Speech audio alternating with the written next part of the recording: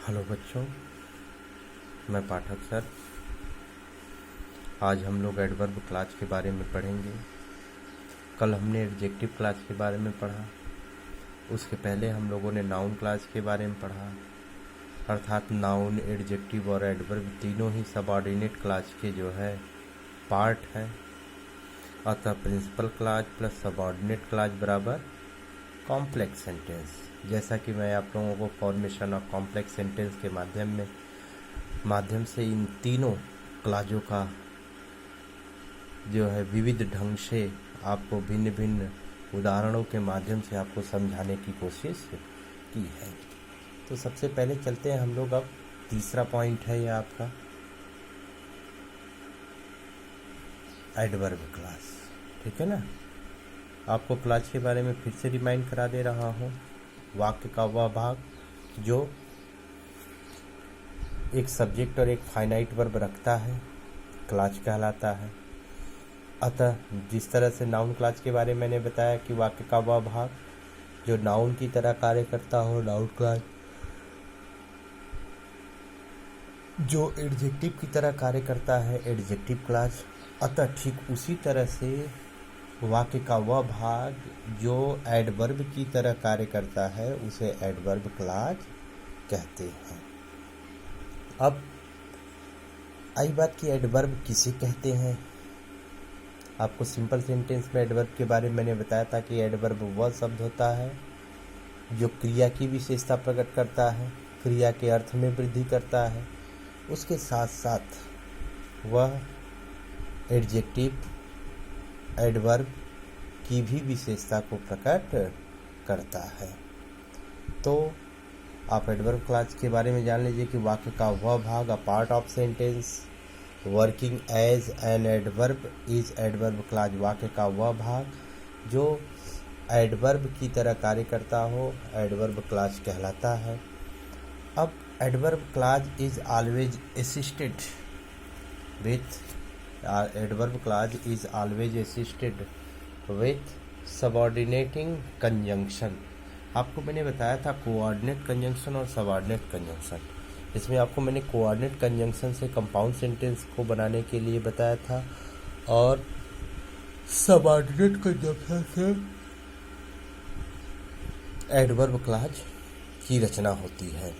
अब subordinate conjunction किसे कहते हैं कि वह कंजंक्शन अर्थात a conjunction that helps for the formation of adverb clause और subordinate clause is subordinating conjunction. Subordinate conjunction वह कंजंक्शन होता है जो एडवर्ब क्लास बनाने में सहायता प्रदान करता है। अब आते हैं हम लोग सबऑर्डिनेट कंजंक्शन जो है वह हमेशा एडवर्ब क्लास की रचना करता है। जो सबऑर्डिनेट कंजंक्शन है वह 9 प्रकार के होते हैं। वह भिन्न भिन्न रूपों का, भिन्न भिन्न परिस्थितियों का बोध कराते हैं। तो जिस तरह से एडवर्ब 8 प्रकार, कुछ पुस्तकों में 8 प्रकार, कुछ में 9 प्रकार, ठीक उसी तरह से एडवर्ब सबऑर्डिनेटिंग कंजंक्शन है जो भिन्न भिन्न क्रिया की परिस्थितियों का बोध कराती है। अब हम लोग देखते हैं सबसे पहला जो कंजंक्शन है सबऑर्डिनेटिंग कंजंक्शन में पहला या 9 प्रकार का होता है। पहला टाइम डिनोटिंग। टाइम का मतलब होता है समय का बोध कराता है, यानी समय का बोध कराएगा। तो ये कंजंक्शन सबसे पहले जान लीजिए कि व्हेन मतलब जब, एज सुन एज ज्यों ही, सिंस जब से, नो सूनर देन ज्यों ही, बिफोर से पहले, आफ्टर के बाद, टिल तक, अनटिल जब तक की नहीं, ETCs के अतिरिक्त भी है as long as, so long as, ठीक है ना। Other are time denoting conjunction मतलब ऐसे कंजंक्शन होते हैं जिसे समय का बोध होता है, जो क्रिया होने वाली क्रिया के समय का बोध कराता है। अर्थात इनका प्रयोग उन्हीं वाक्यों को जोड़ने के लिए किया जाएगा जो क्रिया से संबंधित समय का बोध कराते हैं। जैसे देख लीजिए, आई रीच्ड द स्टेशन, हो गया ना। The train had departed, the train the train had departed. I reach the station, मैं स्टेशन पहुंचा। द ट्रेन हैड डिपार्टेड, रेलगाड़ी चली गई थी। अर्थात यहाँ पर जो है यह पहुंचने की क्रिया, यह क्रिया है, इस क्रिया के समय का बोध करा रहा है। कि समय का बोध क्या करा रहा है कि जब मैं स्टेशन पहुंचा तो ट्रेन चली गई थी, या मेरे स्टेशन पहुंचने से पहले ट्रेन चली गई थी, अर्थात समय का बोध हो रहा है। तो आप इसको वेन से भी जोड़ सकते हैं, लेकिन अगर आप लोगों ने ट्रांसलेशन पढ़ा है तो आपको प्रेजेंट परफेक्ट टेंस का बोध होगा कि जो कार्य पहले होता है, इसमें मैं पहुंचा और ट्रेन चली गई थी, अर्थात यह कार्य जो है पहले हो चुका है या बाद में हो रहा है। तो पहले और बाद में होने वाले कार्य में पहले वाले में प्रेजेंट परफेक्ट टेंस, दूसरे वाले में पास्ट इंडेफिनिट टेंस। यहाँ पे देख लीजिए है या प्रेजेंट परफेक्ट टेंस में या पास्ट इंडेफिनिट टेंस में, और इसको बिफोर से जोड़ा जाता है। तो अब देख लीजिए, द ट्रेन हैड जो पहले कार्य होता है present perfect past perfect tense, और दूसरा जो कार्य होता है बाद में होने वाला कार्य पास्ट में बिफोर आई। ठीक, यहाँ पे बिफोर। ही केम टू मी, दूसरा देख लीजिए, he was writing a letter. He came to me, वह मेरे पास आया। I was writing a letter, मतलब आने की जब क्रिया हुई तो तब यानी समय का बोध करा रहा है, तो उस समय वह लिख रहा था। तो होगा क्या, when he came to me, comma I was writing a letter. यानी जो एडवर्ब ऑफ टाइम होता है वह क्रिया के यानी होने वाली क्रिया के समय का बोध कराता है। वह कैसे हो रहा है, वह कब हो रहा है, या होने से पहले क्या क्या परिस्थितियाँ हैं। यह पहला रहा आपका एडवर्ब ऑफ सबऑर्डिनेटिंग कंजंक्शन में टाइम डिनोटिंग, यानी ये सब कंजंक्शन ऐसे हैं कि जो टाइम का बोध कराते हैं। अब हम लोग दूसरा देखते हैं। दूसरा क्या है, प्लेस डिनोटिंग। प्लेस डिनोटिंग का मतलब समय का बोध कराने वाला जो दूसरा कंजंक्शन है। पहला आपने पढ़ा टाइम डिनोटिंग, दूसरा प्लेस। प्लेस मतलब स्थान, बोधक। डिनोटिंग का मतलब होता है बोधक। यह प्लेस का मतलब स्थान का बोध कराएगा। इसमें कौन कौन सा है, वेयर। वेयर मतलब जहाँ, और वेयर एवर का मतलब जहाँ, कहीं भी, या जहाँ जहाँ। लोग कहते हैं ना कि जहाँ जहाँ तुम जाओगे वहाँ वहाँ मुझे पाओगे। तो you will find me wherever you go, आप जहाँ जहाँ जाओगे वहाँ वहाँ मुझे पाओगे। ठीक है, तो अब देख लीजिए यह एग्जाम्पल बोर्ड में मोस्ट इम्पॉर्टेंट है। ठीक है ना, तो यह एग्जाम्पल जो है कई बार पूछा गया है। Nehru went to many places, Nehru कई जगहों पर गए, स्थान का बोध हो रहा। फिर ही यानी नेहरू, यहाँ पर आया नेहरू के लिए। ही वॉज वेलकम्ड एवरीवेयर, हर जगह उनका स्वागत हुआ, मतलब जहाँ जहाँ गए वहाँ वहाँ उनका स्वागत हुआ। तो होगा क्या, Nehru was welcomed wherever. यह देख लीजिए कई मेनी प्लेसेस, एक स्थान के लिए वेयर यानी सिंगल प्लेस हो,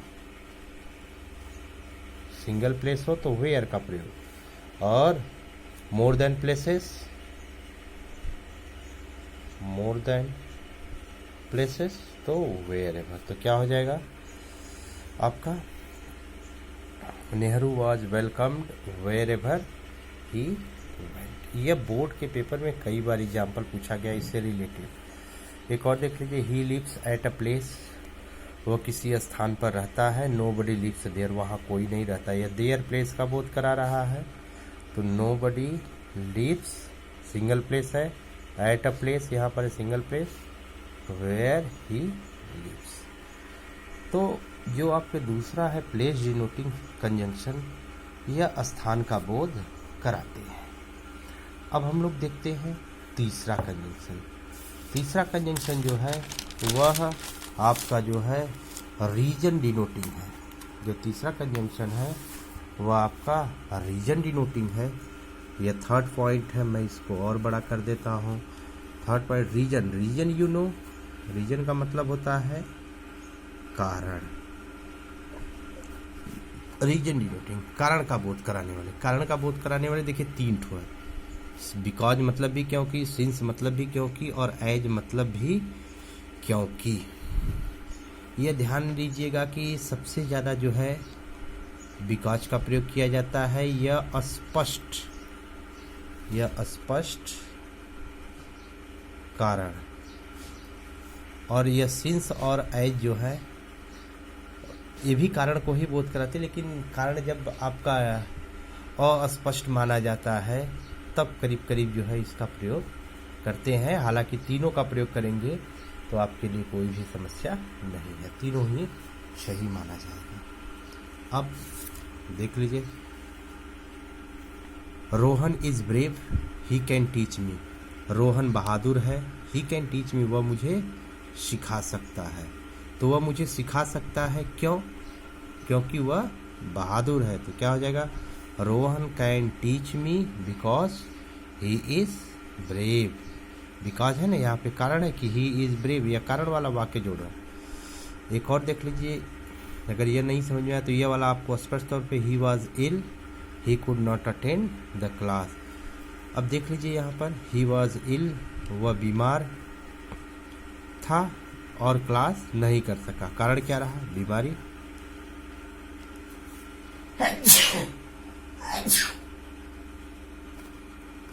अब यहाँ पे देख लीजिए, ही could not attend the class. अब इसको बनाते हैं, ही could not attend the class हो गया बिकॉज, क्योंकि ही वॉज इल, यह कारण का बोध कर रहा है। तो जो आपके रीजन है वह कारण का बोध कराते हैं। इसमें 3 कंजंक्शन है, बिकॉज, सिंस और एज। अब चौथा जो है कंडीशन। चौथा आपके कंडीशन है। कंडीशन मतलब होता है शर्त। शर्त का मतलब जैसे, यदि तुम आओगे तो मैं तुम्हें जाने दूंगा, ठीक है ना। यदि तुम नहीं आए तो मैं तुम्हारी सहायता नहीं करूंगा, जब तक तुम नहीं पढ़ोगे तब तक नहीं पास होगे। कंडीशन का बोध हो रहा है, यानी शर्त का, यानी कोई न कोई शर्त लगा हो। तो इसमें कंडीशन वाले में क्या है कि कंडीशन का मतलब शर्त, शर्त सूचक। तो इफ हो गया। कंजंक्शन कौन कौन से, इफ, अनलेस। अनलेस का मतलब होता है जब तक कि नहीं। In case, if, unless, in case. In case का मतलब यदि, या हालांकि आप कह सकते हो, ठीक है। अब learn the lesson, you will पास, है ना। यहाँ पे लर्न द लेसन, पाठ को क्या कीजिए, लर्न कीजिए, सीख लीजिए, पाठ सीखिए, ठीक है ना। अपने पढ़ाई कीजिए और यू विल पास, आप हो जाएंगे पास। तो अब देख लीजिए, तो यदि आप पढ़ेंगे तो पास हो जाएंगे, है ना। तो इफ, अब आई बात कि यहाँ पर आपने कुछ क्वेश्चन पुट अप कर सकते हैं कि यू कहाँ से पाए।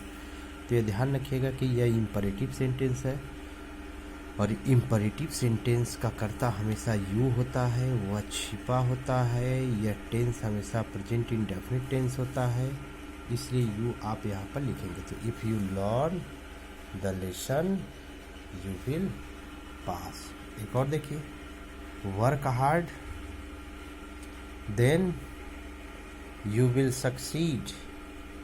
करें क्या, वर्क हार्ड, कठिन परिश्रम कीजिए, यानी वर्क हार्ड, कठिन परिश्रम करें और तब आप क्या हो जाएंगे, पास हो जाएंगे। तो इसका मतलब क्या है कि यदि आप कठिन परिश्रम करोगे तो पास हो जाओगे।